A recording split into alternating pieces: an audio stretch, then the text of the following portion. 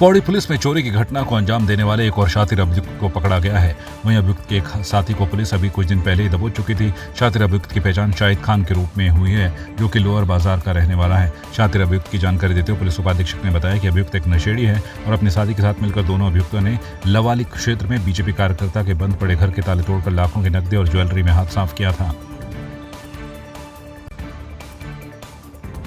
पूर्व मुख्यमंत्री त्रिवेंद्र सिंह रावत ने डेंगू के बढ़ते मामलों के आह्वान पर माया ग्रुप्स ऑफ कॉलेज और JBIT सेलाकुई देहरादून में रक्तदान शिविर आयोजित किया गया। शिविर में टिहरी सांसद माला राज्य लक्ष्मी शाह, स्वास्थ्य मंत्री धन सिंह रावत, अन्य लोग उपस्थित रहे। शिविर में बड़ी संख्या में युवाओं ने रक्तदान किया। माया ग्रुप्स ऑफ कॉलेज और JBIT के साथ ही देवभूमि विकास संस्थान के तत्वाधान और सुभारती हॉस्पिटल और महंत इंद्रेश हॉस्पिटल देहरादून के सहयोग से रक्तदान शिविर में बड़ी संख्या में रक्तदान किया गया।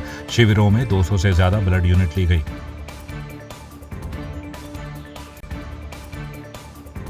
बजरंग दल और विश्व हिंदू परिषद प्रदेश में शौर्य जागरण यात्रा का आयोजन करेगी। प्रेस क्लब में पत्रकार वार्ता का आयोजन किया गया। विश्व हिंदू परिषद प्रांत मठ मंदिर प्रमुख सुभाष जोशी ने कहा कि बद्रीनाथ से यज्ञ अनुष्ठान के साथ इस यात्रा का प्रारंभ किया जाएगा।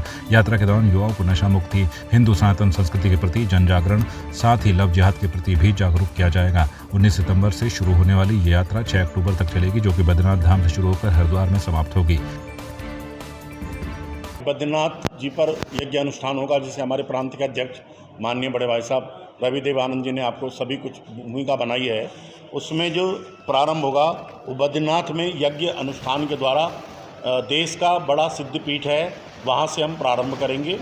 और दूसरा विषय जो आपने बोला, ये जिस तरह से अभी अध्यक्ष जी ने हमारे बताया, चमोली बद्रीनाथ, जोशीमठ, पीरपलकोटी, चमोली, नंदप्रयाग, उमाऊ और गढ़वाल दोनों के उसमें होकर के हमारे विश्व हिंदू परिषद के संघ की दृष्टि से 23 जनपद हैं, वैसे 13 जनपद हैं उत्तराखंड के।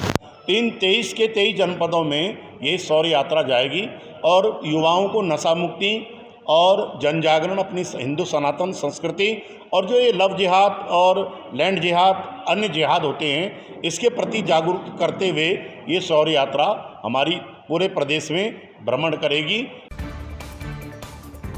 जिलाधिकारी देहरादून सोनिका ने कचहरी परिसर स्थित ऋषिपर्णा सभागार में जनता दरबार लगाया, जिसमें 97 जन शिकायतों का उनकी तरफ से निस्तारण किया गया। जिलाधिकारी ने कहा कि आज सबसे ज्यादा शिकायत है जमीनी विवाद और सीनियर सिटीजन के साथ ही हो रहे घरेलू हिंसा के मामलों की, जिस पर अधिकारियों को शिकायतों का निस्तारण करने के लिए निर्देशित किया गया है।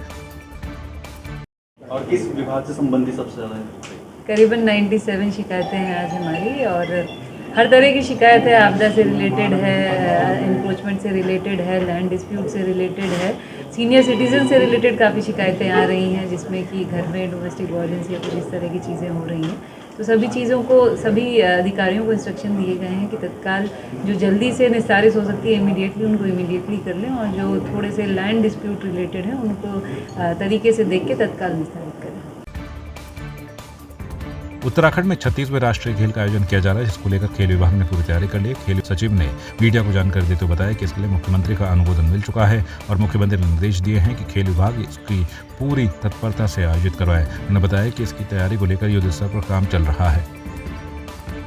देखिए, 38वें राष्ट्रीय खेल की मेज़बानी तो उत्तराखंड को मिल चुकी है। CM साहब, माननीय मुख्यमंत्री जी ने इस पर अनुमोदन भी दिया है, और पिछली जो मीटिंग हुई थी माननीय मुख्यमंत्री जी की अध्यक्षता में, उसमें उन्होंने बहुत स्पष्ट निर्देश दिए थे कि खेल विभाग इसको पूरी तन्मयता से इसको कराए और भव्य दृष्टिकोण से इसको आयोजित करना है। उसकी जो भी तैयारियां हैं उसको युद्ध स्तर पे पूरी करें।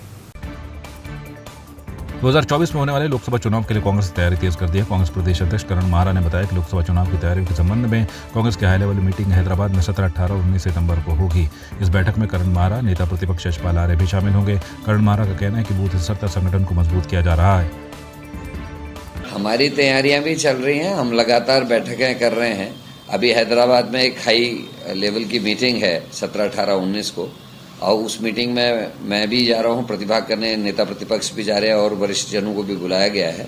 वहां हम अपनी रणनीतियां तय कर रहे हैं। उत्तराखंड के परिप्रेक्ष्य में अगर आप देखें तो हमारी लगातार बैठकें चल रही हैं। हल्द्वानी में भी युवा कांग्रेस का प्रदेश स्तर का सम्मेलन है, उसमें भी बैठकों की चर्चा होगी। हम अपने बूथ लेवल्स पर इस समय काम कर रहे हैं और जल्दी ही अन्य किस्म की वार्ता होगी। बीच में प्रभारी जी आए थे, आप लोगों को उसकी सूचना हम नहीं दे पाए, लेकिन प्रभारी जी के संग बैठ के भी लंबी वार्ता 5 लोकसभा सीट पर हम लोगों की हुई है। और हम अपनी तैयारियों पर लगे हुए हैं। नगर पालिका सभागार में बाल विकास परियोजना के अंतर्गत आंगनबाड़ी कार्यकर्तियों ने सही पोषण देश रोशन कार्यक्रम के तहत जानकारियां दी और इस दौरान गर्भवती महिला की गोद भराई की रस्म भी अदा की गई। जच्चा बच्चा सुरक्षा को लेकर सही पोषण के बारे में जानकारी दी गई। कार्यक्रम में मौजूद वक्ताओं ने आंगनबाड़ी कार्यकर्तियों के कार्यों की सराहना करते हुए कहा कि राज्य सरकार और केंद्र सरकार से संचालित योजनाओं को घर घर तक पहुँचाने का कार्य कर रही आंगनबाड़ी कार्यकर्तियाँ। हमने समस्त आंगनवाड़ी कार्यकर्ती मसूरी के अंतर्गत जितनी भी आंगनवाड़ी कार्यकर्तियां हैं, तो हमने एक हमारा पोषण सप्ताह दिवस चल रहा है, जिसमें कि 1 सितंबर 2023 और 30 सितंबर तक ये प्रोग्राम चलता है। और हमने आज ये नगर पालिका कक्ष में ये कार्यक्रम कराया है, सही पोषण देश रोशन के अंतर्गत। गोद भराई की रस्म हमारे प्रत्येक आंगनवाड़ी केंद्रों में की जाती है। 14 तारीख और 22 तारीख की डेट दी जाती है कि इसके बीच आपने ये कार्यक्रम करना है। गोद भराई के संबंधित ये है कि हमने गर्भवती माता को उसके स्वास्थ्य से संबंधित जच्चा और बच्चा दोनों सुरक्षित रहे और स्वस्थ रहे, इससे संबंधित जानकारी भी देते हैं। बाल विकास परियोजना के अंतर्गत ये एक थीम है, सही पोषण देश रोशन। तो इसमें यदि सही पोषण होगा तो देश रोशन तभी होगा। तो जैसे मोटे अनाज, हमारी काफ़ी बहनों ने आज व्यंजन भी बनाकर लाए हैं, तो मोटे अनाज का व्यंजन यहाँ पे ला रखी हैं, तो जिससे कि ये सीख मिलती है कि हम लोगों को बाहर के जो चाइनीज़ फूड है उनको ना खा करके ये घरेलू खाद्यान्न खाना चाहिए। मसूरी वन विभाग ने जारी की अनुमति के बाद माल रोड पर काटे गए वृक्ष को लेकर स्थानीय लोगों ने इसकी शिकायत मसूरी वन प्रभाग को की थी। इस पर प्रभागीय वन अधिकारी वैभव कुमार ने स्थलीय निरीक्षण किया। इस पर उन्होंने निर्देशित किया कि उक्त स्थान पर 4 वृक्ष लगाकर इसकी भरपाई की जाए। साथ ही उन्होंने अधीनस्थ कर्मचारियों को निर्देशित किया कि किसी भी खतरनाक वृक्ष के कटान से पूर्व एसडीओ मसूरी से उसका स्थलीय निरीक्षण किया जाएगा। देखिए, सम्राट होटल के सामने एक खतरनाक वृक्ष की परमिशन वन विभाग द्वारा दी गई थी और कल हमारे पास सूचना आई थी, कुछ स्थानीय व्यक्तियों द्वारा उस पर आपत्ति की गई थी। उनका ये मानना था कि इस पेड़ को जो है ना काटा जाए, क्योंकि इससे ग्रीन कवर का वो हो रहा है। तो उसी क्रम में आज मेरे द्वारा वास्तु स्थिति का जायज़ा लेने के लिए एक निरीक्षण किया गया।